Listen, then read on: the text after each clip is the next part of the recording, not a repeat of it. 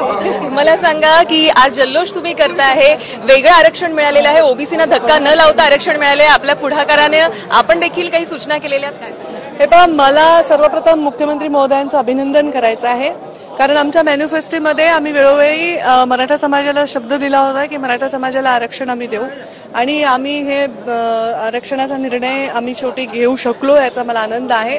आणि याचबरोबर ओबीसीला जे आम्ही शब्द दिला होता की ओबीसीच्या आरक्षणाला धक्का न लावता ओबीसीच्या संरक्षण देऊन हे आरक्षण घेण्यात येईल, आणि आज त्याचा फार महत्त्वाचं पक्क आम्ही पाऊल उचललेलं आहे, आणि त्याच्याबद्दल मी आनंदी आहे का ओबीसीला धक्काही नाही लागलाय आणि मराठा समाजाच्या आरक्षणाचा शब्दही पूर्ण झाला। ताई, आपण देखील समोर गेलेला जेव्हा मराठा समाजाचं आंदोलन सुरू होतं तेव्हा तुम्ही देखील त्यांना शब्द दिलेला, तुम्हाला वाटतं?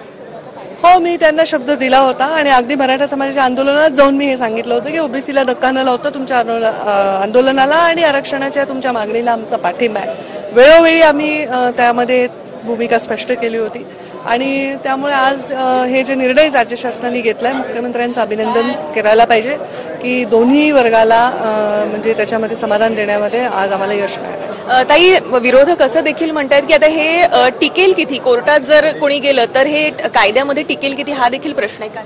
हे पहा, आता विरोधकांना काही आता म्हणजे हे आरक्षण टिकू नये असं वाटत असेल तर ते असं बोलतील, पण हे आरक्षण टिकावं असं वाटत असेल तर ते असं बोलणार नाही। त्याच्यामध्ये जेव्हा जर भविष्यामध्ये अशी काही वेळ आली तर आम्ही त्याला पूर्णपणे लढा देऊ। त्यांनी तर हे जेव्हा आरक्षण आणलं तेव्हा आयोगाचा कुठलाही त्याच्यामध्ये विषय केला नाही, आयोगाने ते आरक्षण आणायला पाहिजे कोर्टाने स्पष्ट केलं असताना अध्यादेश फक्त काढला, आणि त्यामुळे ते फेल गेला। आम्ही मात्र सर्व प्रोसिजर केलेली आहे। ताई, आपण शेवटच्या क्षणापर्यंत आपलं लक्ष होतं कशा पद्धतीने होतंय, सगळ्यांचंच लक्ष होतं, आपण शेवटच्या मीटिंगला देखील मीटिंगच्या आधी 2 मिनिटं जाऊन काही सूचना देखील मांडलेल्या आहेत? हे पहा, मी मराठा आरक्षणाच्या उपसमितीची सदस्यच नाहीये, त्यामुळे त्या चर्चेमध्ये मी कुठेही भाग घेतला नव्हता। माझ्या वेळोवेळी सूचना या होत्याच, कारण मराठा तरुणांना चांगलं भविष्य असावं ही भावना आहे, आणि ओबीसींना भविष्य असुरक्षित वाटू नये हे पण फार महत्वाचं आहे। त्याच्यामुळे त्या सूचना मी वेळोवेळी करत होते, पण मी त्या समितीचा भाग नसल्यामुळे ते काही मी तिथे काही सूचना केल्या आणि त्याच्यामध्ये मी नाराज झाले वगैरे हे सगळे अफवा आहेत। कुठेतरी विनाकारण माझ्याविषयी चुकीच्या पद्धतीने सांगितलं जाते, पण ओबीसीच्या संरक्षण आणि मराठ्याचं आरक्षण हे दोन्ही माझं कर्तव्य आहे। पण आज तुम्ही खुश आहात की दोन्ही तुमच्या?